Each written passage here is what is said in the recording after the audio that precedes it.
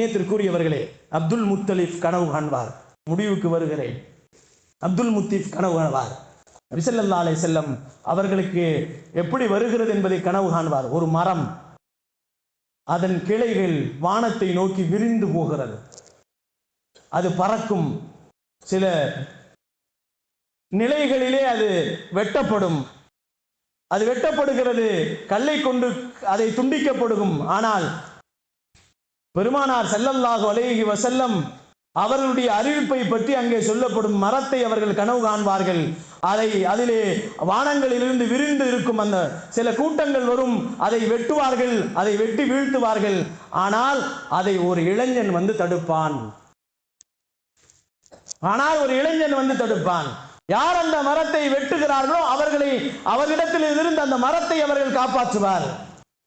முத்ரிப் என்ற ஜோசியரிடத்திலே கேட்கப்படும். அப்துல் முத்தலிப் கேட்பார், நான் கண்ட கனவுக்கு என்ன விளக்கம்? அவர் விளக்கம் சொல்வார். உன் சந்ததியில் இருந்து ஒரு நபி பிறக்கப் போகிறார். அவர் வருகை இந்த மார்க்கத்திற்கு மிக உன்னதமாக இருக்கும். அவர் கிழக்கு மேற்கு நாலாபுறங்களிலும் ஆட்சி செய்வார். அவருடைய கொள்கையில் நாலாபுறங்களிலும் பரவும்.